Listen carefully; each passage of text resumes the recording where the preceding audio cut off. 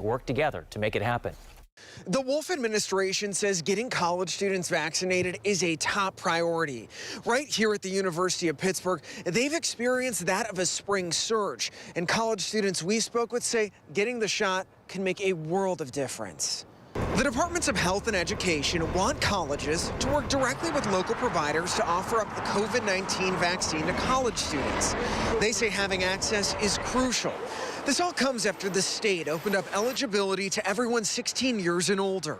Education officials say allowing everyone to get the shot can guarantee a return to full-time in-person instruction. In addition, students can travel home safely and not spread the virus to their loved ones. Pitt recently experienced that of a spring surge with the jump in cases and the presence of the UK variant right here on campus. Students say it's certainly been a tough year.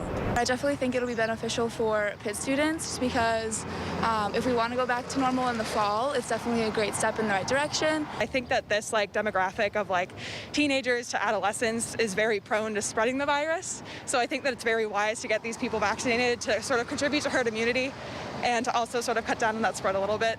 And we will continue to keep a close eye and track the data. In the meantime, we're still checking in with the University of Pittsburgh and asking them about any additional plans for future potential pop-up clinics or anything more for students. As soon as we hear back, we'll pass that along to you. In the meantime, I'm now talking with students who have gotten the shot, their message to the classmates, and why they should get it for Channel 11 News starting at 5 o'clock tonight. Reporting in Oakland, Mike Holden, Channel 11 News. It's the final day of a drive-up vaccination clinic outside the Pittsburgh Mills Mall. UPMC and the Penguins are hosting it. It was supposed to be the first and largest Johnson & Johnson drive-up clinic in Allegheny County, but the hospital switched to Pfizer after the J&J pause. Organizers say the process takes about 20 minutes from start to finish. You do not need to make an appointment to get a shot. The Johnson & Johnson vaccine could be off the market for a week to 10 days. Advisors to the CDC say they need more time to study the vaccine's possible links to blood clots. Doctors and federal officials are worried this will set back the race to vaccinate, and they're now trying to reassure everyone about the safety and effectiveness of other vaccines. NBC's Tom Costello has the latest from Washington, D.C. Good day. So the latest guidance from the CDC is that outside advisory panel looking at the Johnson & Johnson vaccine wants more time. It's now talking about a week to 10 days as it evaluates the data because we now have a 7th woman who has developed these very rare blood clots associated with the J&J vaccine. 7 cases out of 7 million doses, literally 1 in a million. Because of that, the CDC is also trying to reassure the public there is absolutely no connection and no link with the Pfizer and Moderna vaccines. This is simply with the Johnson & Johnson vaccine and very rare at that. Still, the company is saying that it believes that the vaccine is safe and that the benefits far outweigh any remote risk. Meanwhile, across the country, 13 states are reporting an increase of cases, in fact, up 25% or more across the country. And so to have now this problem with not enough vaccine, it could not come at a worse time. You know, it takes 2 weeks for, in some cases, these blood clot issues to show up. Well, we know that over the last 2 weeks, about 3.8 million people received the J&J vaccine. So it's possible that there could be more of these blood clot issues that show up over the coming days and weeks. And one last note, and it's an important one if you have children, because Stanford Medical School now working with Pfizer to test that vaccine, the Pfizer vaccine, in children under the age of 5. I'm Tom Costello, NBC News in Washington. The Pittsburgh Zoo says 2 female lions have tested positive for COVID-19. Both lions were displaying symptoms like coughing. The zoo says the big cats likely contracted COVID after exposure to an asymptomatic zoo worker. The lions are expected to make a full recovery, and the other 4 lions at the zoo were tested and are healthy. Cloudy and cooler out there today, and meteorologist Jessica Faith is tracking some rain in Severe Weather Center 11. Jess? Yeah, we've already had a few showers during the first half of the day. As we go later into the afternoon, we do expect to see more scattered rain as we head throughout the rest of the day. Looking outside right now, we have been cloudy, not a lot of sunshine, looking kind of dark outside, and we have been cool at 44 degrees. Notice this wind. If you were with us earlier this morning, I was telling you that winds will continue to increase increase as we go throughout the day, and now it's midday. Winds are out of the northwest at 16 miles per hour. This makes this already cool temperature feel even cooler, and we see that the clouds are shifting from the northwest toward the southeast. We see the abundant cloud cover and a few showers still left there. I'm going to break down the timeline for the rain that we expect today and let you know when you'll need your umbrella. All right, thanks, Jessica. 5 months after winning a state title, Pine-Richland has fired the entire football coaching staff after an investigation into allegations of misconduct and hazing in the locker room. Those fired include head coach Eric Kasparovich, who built the Rams into one of the WPIAL's best programs. The district declined to comment on the firings, but Coach K did contact us this morning. In a statement, he says, "I was informed yesterday that my coaching contract will not be renewed. I am disappointed by this decision and want to unequivocally state that no bullying or hazing took place in the Pine-Richland football program under my watch." He went on to say, "I have never condoned any bullying or hazing. If I became aware of any such claims, I met with the individuals and immediately put an end to it." Players are angry about the firings, and they are standing by Kasparovich. Last night, dozens of players showed up at the stadium after the coaches were fired. Some players told us they've been pulled into meetings with administrators and interrogated about what happened in the locker room. And they also say what they were told happened is very different from what their personal experience has been.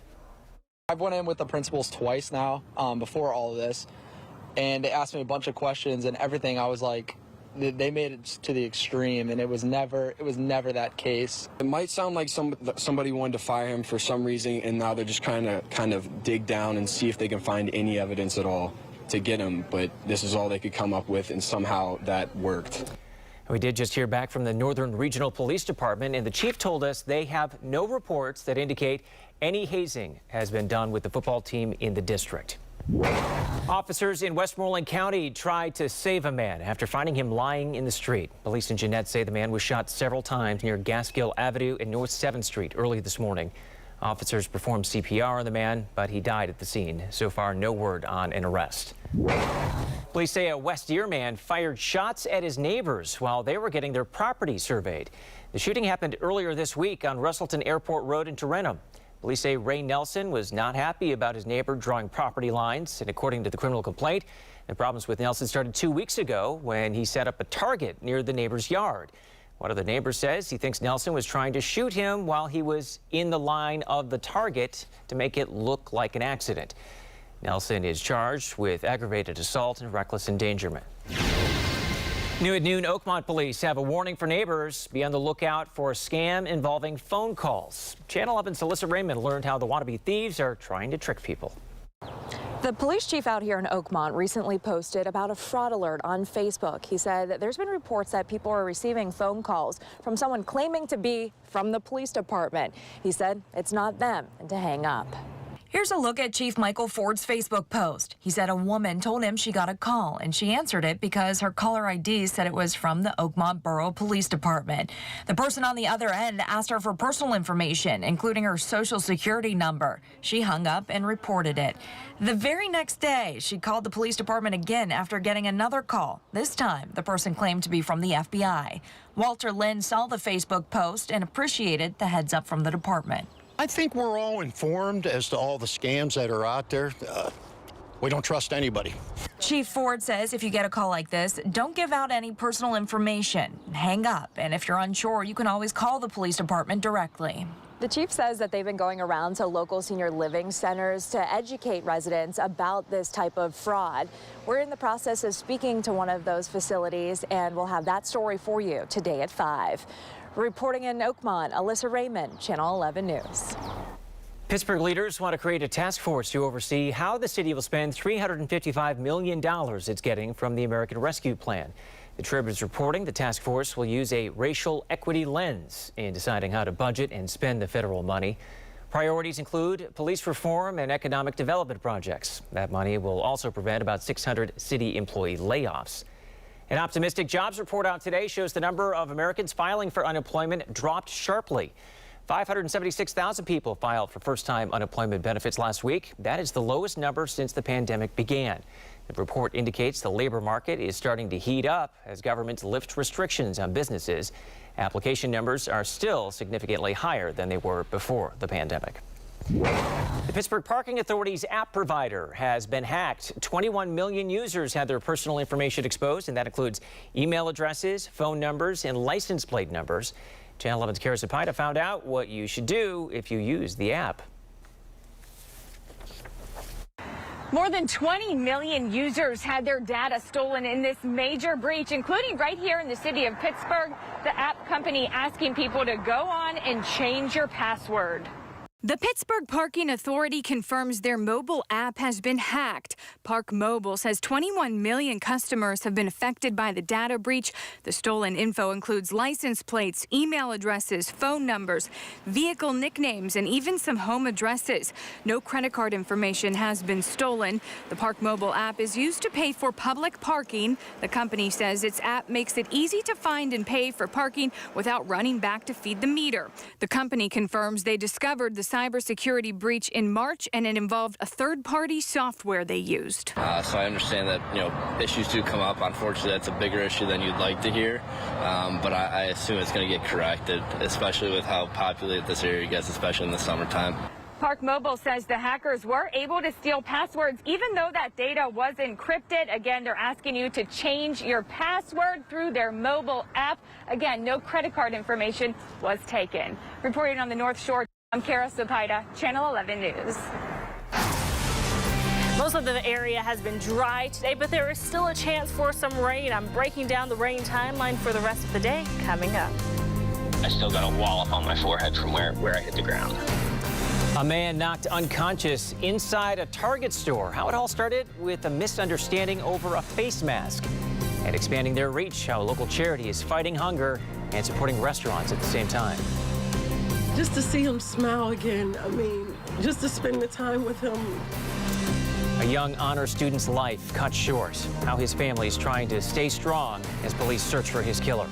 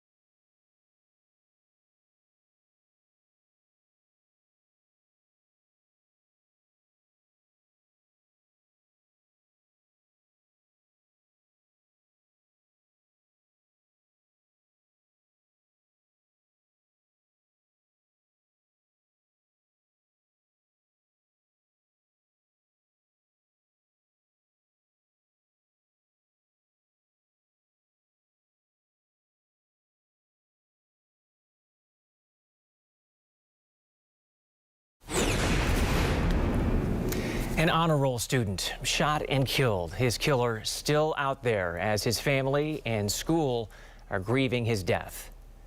Just to see him smile again, I mean, just to spend the time with him, you know, so many things you could wish you could rewind back.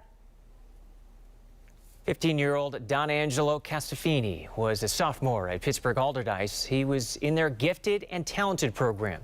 Teachers described him as polite, quiet, and witty. Police found him shot to death on the street in Lincoln-Leamington Monday night.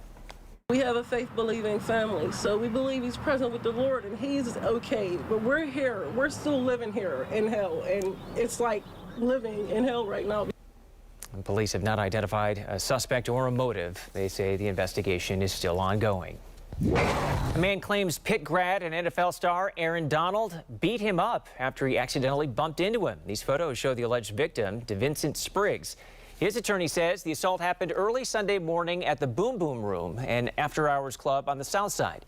Pittsburgh police are looking into the accusations against the NFL star. They have not said whether any of the alleged incident was caught on camera. Spriggs' attorney says it should not have escalated to his client ending up in the hospital. He apologized. He bumped Mr. Donald and he apologized. He thought that would de-escalate the matter, but it didn't. Spriggs' attorney says his client was in Pittsburgh for work. We tried to contact Donald's agent for comment, but have not yet heard back. 412 Food Rescue has delivered more than 50,000 meals for those in need so far this year, and it plans to expand. Channel 11's Joe Arena found out how the group is helping the hungry while also supporting restaurants through the pandemic. It's a win-win for a local nonprofit helping people to get food on the table, but also for local restaurants struggling to stay afloat. Today we did a macaroni and cheese pasta with some ground beef and some roasted vegetables for our community meal. And it's those last two words, community meal, that's the most important part of this recipe. Downtown restaurant Revel and Roost is shipping out these meals to those suffering from food insecurity. 412 Food Rescue started this program that's aimed at helping restaurants who have been struggling during the pandemic by paying them $8 to $10 a meal, but also helping those struggling to eat. And for Pittsburghers like Christopher Bandy, hauling meals from one place to another is a small price to pay for what this program provides. And that's it. Sometimes I've had my minivan full to the gills. I've probably delivered, I don't know, 3,000 meals or something like that. Christopher says the level of appreciation from those getting a hot meal only makes him want to work harder. I remember my first rescue where I delivered a box of food and the person started crying. And it's not lost on volunteers like Christopher that the need is that severe, which is why 412 is hoping to expand this program, helping restaurants and our neighbors. We're about to launch our third phase of this, which will be our largest to support and expand the program throughout all of Allegheny County. And Sarah says, just like Revel and Roost downtown, they're hoping more restaurants get on board. In Pittsburgh, Joe Arena, Channel 11 News. WPXI has partnered with 412 Food Rescue to deliver extra food to those who need it most as part of our 11 Cares initiative. You can read more about it and find out how to get involved at WPXI.com under the 11 Cares tab. Another bear sighting in the city of Pittsburgh. This time a bear was spotted in Lincoln-Leamington. Someone saw the bear going through garbage and called police. The state game warden and animal control were called, but they did not find the bear.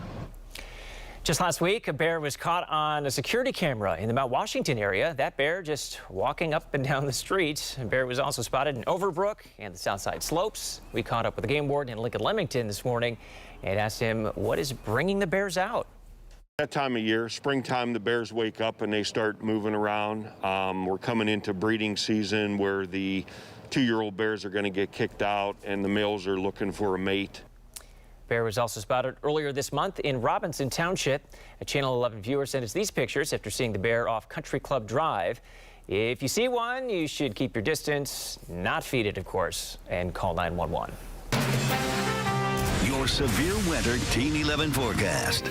Well, we have barely seen any rain in the forecast throughout the morning hours. You see what I did there, Gordon? You saw it? Oh, I heard it. And you know what? As we go throughout the rest of the day, the models are trending like we will have less and less rain coverage. So that's good news if you have anything to do outside today. Now, the showers that we see off to our north and west, this will continue to move off toward the east. But notice not a lot. So we're looking at small rain chances as we go throughout the rest of the day. Earlier this morning, the forecast models are hinting at a little bit more coverage, and now instead of pretty scattered is looking more spotty. So here's 5:30. Here's the time that people are heading back home from work. A lot of folks are hitting the roadways, not looking very wet by this time, but you could see a few spotty showers here and there, and they'll continue to be on the move from the northwest toward the southeast. As we go into tomorrow morning, we'll have to watch the potential for not only some showers but some snow mixed in, and we still look at the best potential for any snow to be around I-80. I mentioned that this morning, and also in the mountain ridges, higher elevations of Westmoreland County and Fayette County, maybe even into Indiana County. Again, that will be something to watch. Now, this is still looking pretty consistent as far as scattered showers during the first half of the day, even into the afternoon hours. So around 3 o'clock, but really as we go towards sunset and for the rest of the day on Friday, not really seeing a lot of activity. So if you have nighttime plans Friday night, you're looking pretty much good to go, pretty much dry. But during the daylight hours, make sure to have your rain gear in hand just in case you come across a few scattered showers. Today, 50 degrees. Winds out of the northwest will be quite strong right now. Here's the current wind speed, not the gust. So 16 mile per hour wind speed right now in Pittsburgh, pretty breezy there. 10 mile per hour wind in Beaver, and also 10 mile per hour wind in Indiana. This will make it feel cooler with already cool air that we have in place. Coming up in the next half hour, I'm going to talk more about how cool it will feel with the high winds today, and also give you a look at what we can expect for days ahead, even as we finish up the rest of this month as far as temperatures are concerned, and let you know if we'll be above or below average, kind of how the models are trending right now. But I do want to show you the wind gust forecast, gusting around 20 miles per hour this afternoon and this evening. So pretty strong winds will continue. Temperatures dropping into the 30s, not freezing though. Back into the 40s tomorrow, so also another chilly day for your Friday as we wrap up the work week. Heading into the weekend, we look to be dry on Saturday. Temperatures rising back into the 50s, 60s again on Sunday. Getting back to closer to where we should be for this time of year with a few showers, isolated showers on Monday, 61. Summer school, one local district's plan to make sure kids don't fall further behind when school's out. And planning to fly this summer? Well, the one thing travel experts say you'll want to make sure you have.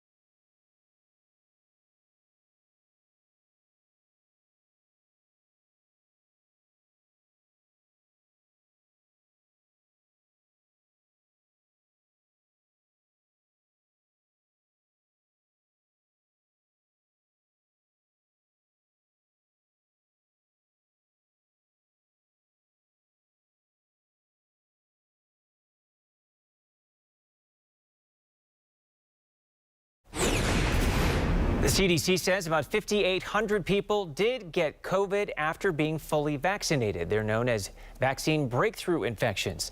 Some of those 5,800 got seriously ill and 74 people died. The CDC says the cases are not unexpected because the vaccines are not 100% effective. New data shows that leaving the middle seat vacant on planes can help cut down on the risk of exposure to COVID. CDC researchers found exposure could be cut down by 23 to 57% when the middle seat is not taken. They recommend passengers continue to wear masks as well. With warmer weather and more people getting vaccinated, Americans are traveling again. But if you plan to take a trip, experts say travel insurance may be the way to go. The Better Business Bureau says travel insurance can protect you against potential canceled flights or changed plans. But not all policies cover cancellations for a health scare or bad weather. Some of what's typically covered includes trip cancellation or delay, lost or stolen luggage, emergency medical assistance, and coverage for rental cars. You want to carefully read the language that is in your coverage policy. You want to find out if you're covered in case of illness or theft, and if the coverage changes if you travel internationally. You can also look at your existing insurance to find out what coverage your health and car insurance companies offer. And we are offering rain chances today and tomorrow, also cooler temperatures and pretty strong wind. I'm going to break down the rest of the forecast coming up. And one district's plan to offer free summer school to help struggling students.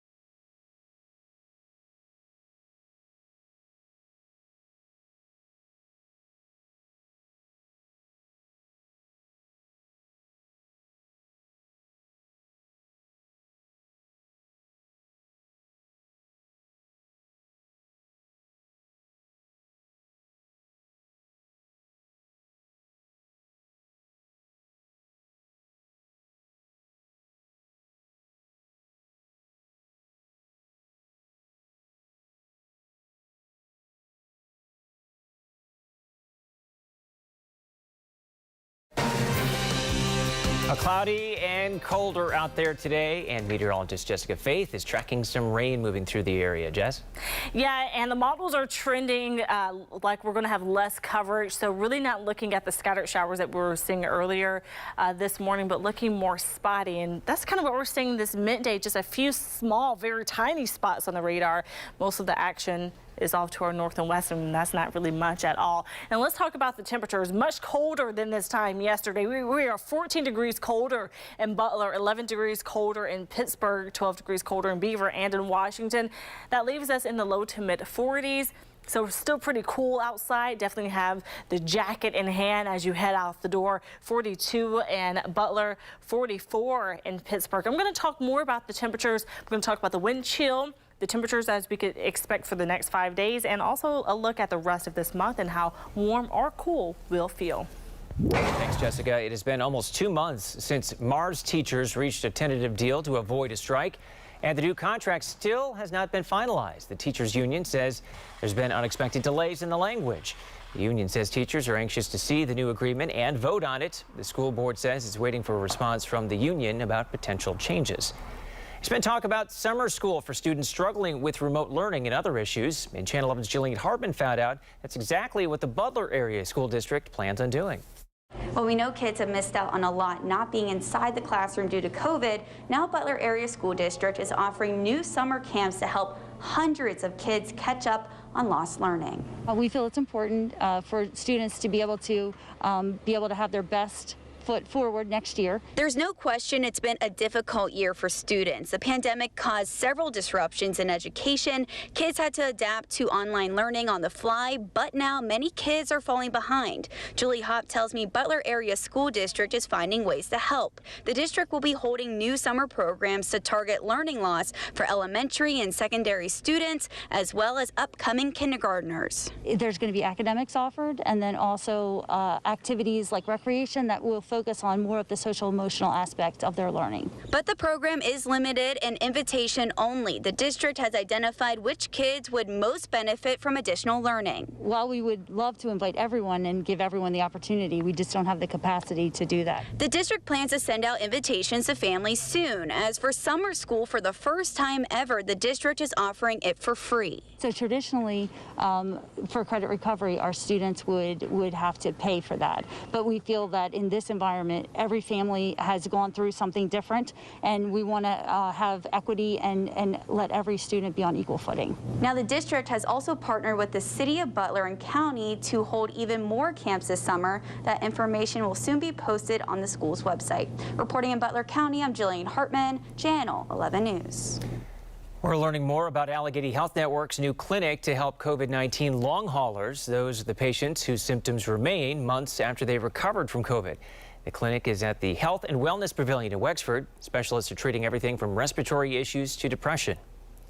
My hope is for a full, complete recovery. I'm hoping we can find out more answers about what is causing these problems, how to solve them. That way we can all go back to our everyday life. The clinic is accepting patients for in-person visits and virtual appointments. Deaths from drug overdoses have spiked during the pandemic. Preliminary data from the CDC shows that more than 87,000 Americans died from drug overdoses over the 12-month period that ended in September of 2020. That represents a nearly 29% increase. The largest increases occurred in April and May. A program to treat addiction is expanding in our area. Channel 11's Melanie Gillespie found out how the program uses police to help instead of punish. This is all a part of the Attorney General's expansion of the Law Enforcement Initiative Treatment Program, and Fayette County is getting on board. The way it works is you can seek recovery by turning in your personal use drug items to the police station without the fear of prosecution. All of law enforcement assembled here today are speaking with a singular voice and saying, turn to us for help. It's an initiative expanding across the Commonwealth to get drug users into treatment and recovery, and it comes with a helping hand from law enforcement. What we're doing here today is providing a safe haven to ask for help, to ask for that warm hand to guide you into that treatment. We'll continue in law enforcement to do our part to get those poisons off our street corners, to get them out of our schools and out of our neighborhood centers. Last year, nearly 4,000 people across the state died from an overdose as a result of the opioid crisis. Over the last 5 years, Fayette County has lost 272 people. And that number has only increased during the COVID pandemic when Shapiro says users were isolated and needed help. This program will allow drug users to turn to law enforcement to get treatment while avoiding jail time. People suffering substance abuse disorder may also be ashamed or hiding their needs from their families and friends. They may not have access to the internet to find the resources that they need. Shapiro says they know they can't arrest their way out of the drug crisis, and they're hoping this effort could potentially save lives. We're not the experts when it comes to treatment, but we understand the power and the efficacy of it and the importance of partnerships like those represented here today. Fayette County is the 9th county to join this initiative, and they're expanding it just beyond police. They're also expanding it to the sheriff's office and probation and parole officers for those who want treatment. Reporting in Fayette County, I'm Melanie Gillespie for Channel 11 News. Westmoreland County officials are working out a plan to have ballot drop boxes for the primary next month. The county has already processed more than 13,000 mail-in ballot applications. The deadline to apply for one is May 11th. Details on the number of boxes, their locations, and the dates they'll be open have not been finalized. And Allegheny County is preparing for a large number of mail-in ballots for the primary. Officials expect to get about 100,000. They're worried about the lack of satellite locations for those ballots. The primary ballot is a lot bigger, and officials are worried voters will face challenges with folding it in to fit inside the envelope. A South Hills restaurant has filed for bankruptcy, but the owners of South Park Clubhouse have no plans on shutting down. The owners told our partners at the Pittsburgh Business Times they want to reorganize. It would save the jobs of its 19 employees. The owners said the pandemic played a role in the financial troubles there. Walmart plans to convert 2/3 of its hourly store roles to full-time positions by the end of the year. The company hopes to move. That move, I should say, will help keep workers. The pickup and delivery business has boomed since the start of the pandemic, prompting Walmart to add more full-time jobs with consistent schedules. With this latest move, Walmart will have 100,000 more full-time positions than it did 5 years ago. Restaurants, bars, and other businesses are making a comeback, and so could your health. The push to get rid of the pandemic pounds.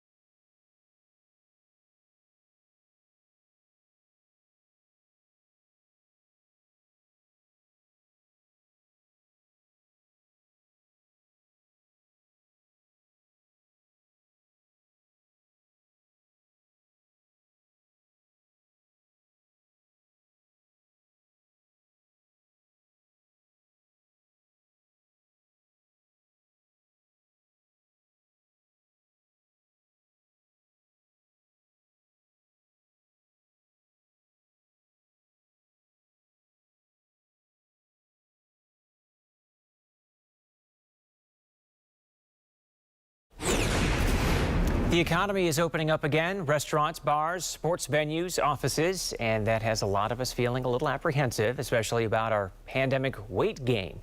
Yes, home fitness saw big growth last year, but so did some of our waistlines. CNBC's Diana Olick shows us why that may be about to change. With the world shut down for the past year, there's been a lot of this, and this. Now, armed with vaccines, we're supposed to get back out there? Do you mean I need to get back to the wardrobe that I purchased that I can no longer fit into? Yes.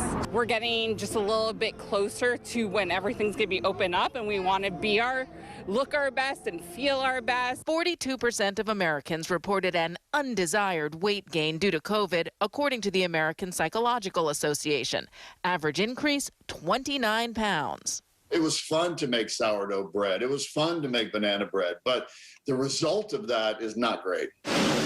Which is why gyms and streaming fitness companies are suddenly now seeing a surge in new demand and overall workouts. Crunch saw member visits up 30% in March over February.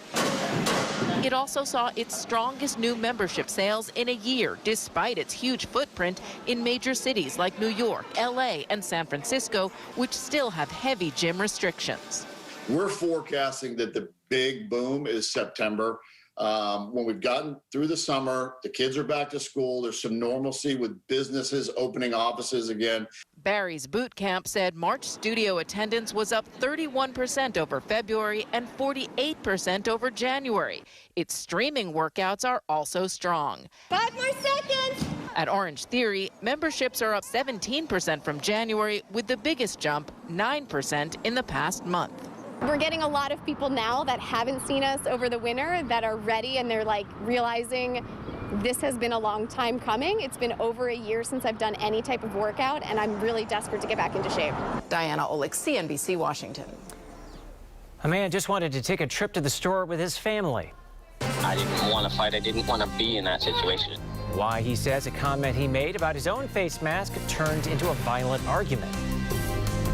And we don't only see rain today, but we're also seeing much cooler temperatures. How long will the cool weather last? I have those details coming up.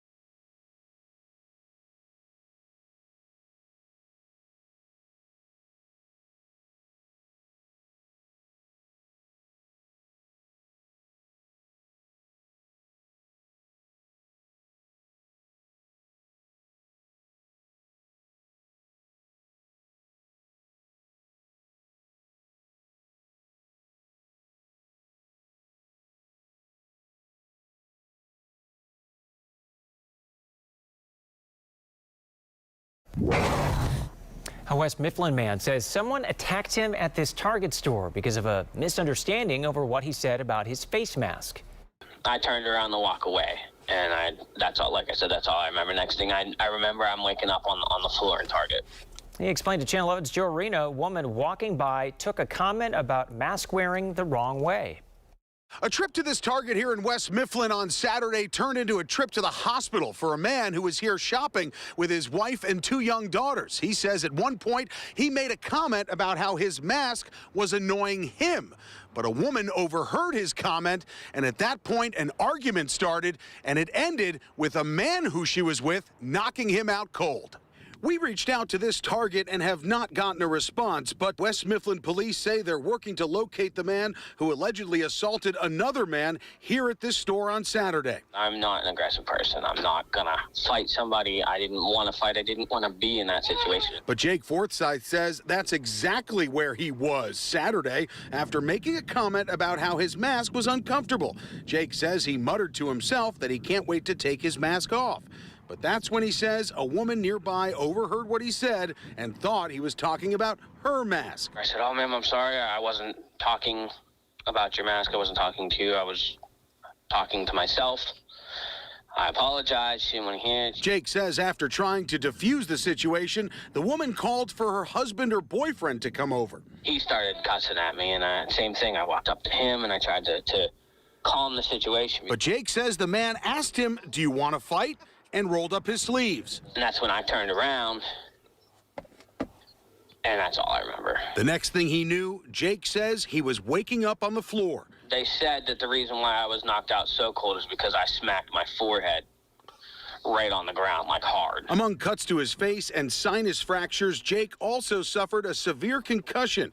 The 36-year-old says he can't go to work and needs help getting out of a chair. But he's more concerned about the trauma this has caused for his daughters. My poor girls, that's the one thing that I'm worried about is them. My oldest was afraid to go to school the other day, and then again today she was kind of griping about it. In West Mifflin, Joe Arena, Channel 11 News. Breaking in just the last few minutes, the Pennsylvania Department of Health says it is extending a pause on the Johnson & Johnson vaccine from April 20th to April 24th. That's in line with new guidance from the CDC and the FDA. The agencies say they need more time to review 6 cases in which women who received the vaccine developed a rare type of blood clot. We know that one of those women, I should say, is a 26-year-old from Pennsylvania who has since recovered. Your severe winter Team 11 forecast. Still looking pretty cloudy, cool, and windy this midday. And that's pretty much going to continue, especially during the daylight hours. Taking a live look outside right now. It's a really dark looking day due to all of that cloud cover. 44 degrees with the winds out of the northwest at 16 miles per hour in Pittsburgh. And winds have been quite strong this midday. Also very cloudy, as I mentioned. Notice the showers off toward the northwest. Now that northwesterly flow will bring a few spotty showers our way, coming toward the Newcastle area, maybe even flowing into portions of Butler County and Venango County pretty soon. Overall, rain impacts look much lower than they did earlier this morning. Earlier this morning, the models were kind of hinting at more of a medium impact, especially during the afternoon and evening hours right around the evening commute, but really not looking at much coverage at all. There could be a few spotty showers here and there, but overall not very impactful as far as the rain is concerned. 50 degrees with winds out of the northwest at 10 to 20 miles per hour. Check out the wind gusts today. I mentioned that it's going to be breezy. It's breezy right now. Wind gusts will be around 17 miles per hour by 3 p.m., gusting even close to 20 miles per hour, and I imagine even closer to 25 at times in a few locations as well. So we're talking about some very strong winds and also some very cool air in place for today. We're well below average And the wind chill for today will have us feeling like we're in the 40s. So for this time of year, we should feel like we're somewhere in the lower 60s. Today's high 50 degrees. Tomorrow we're in the 40s, 49. That's for the actual high. And then we're doing much better as we go into the weekend. 57 by Saturday.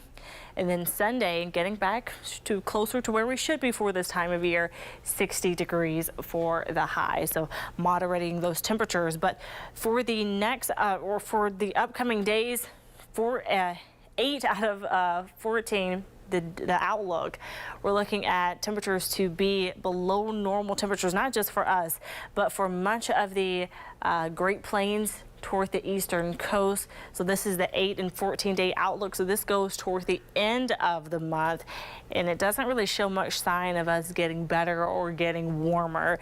So we're looking to be below normal, like where we are right now, but we don't look to be freezing. I think for your plants, you're good to go, even though we're cool tonight. Not touching that freezing mark, not touching 32 degrees, 38 for the overnight low. Cool tomorrow, but again, not freezing. You're going to need your jacket and your rain gear as well. Going into the weekend, again, getting into the 60s, 61 by Monday. Hey, thank you so much. I have something today that is going to improve the quality of your life. Have you noticed that your old routines aren't your new routines? You're not running out of the house every morning right by your favorite coffee shop anymore. Now you're spending a lot of time at home. Now you need those brand new rituals and those brand new moments that are going to make your everyday better. You know what really starts out your day with a really good moment? A really great cup of coffee, the way that you want it, on your kitchen counter with as much cream and sugar as you want in that one perfect moment before the craziness of the day begins. And that's what this is all about. It's so interesting because so many people, I mean, they talk about coffee with a reverence, right? It is your moment. Make the best of it. This is the caloric coffee maker, and it's a great way to do that because it's a brand new coffee maker with all the bells and whistles and all the features. You can program this so when you wake up in the morning, you're not just waking up to an alarm. You wake up, you sit up in bed, you breathe in, and smell the coffee brewing, whatever kind of coffee you like, however you like it. How much do you spend running by your favorite coffee shop every day? I admit, they're charming people, but how much is it worth to you? Think of the money you're saving by making your favorite coffee at home. And I love the fact that with the caloric, ooh, that's hot. I love the fact that with the caloric, I'm not throwing something in the trash or landfill every day. This is something that has a reusable filter. I don't have to worry about that, and I can have whatever coffee I want. I also love the fact that this is your anchor. This is your grounding. It makes up to 12 cups of coffee at a time, so you can share with a few other people, but have a lot of coffee yourself. This is one of those things that makes your everyday better. This is your moment to start your day, or if you're anything like me, to kickstart the middle of the afternoon when I need a little bit of a nap. The caloric coffee maker is fabulous. Right now at localsteels.com, it is 30% off, and I guarantee it's going to make your every morning even better.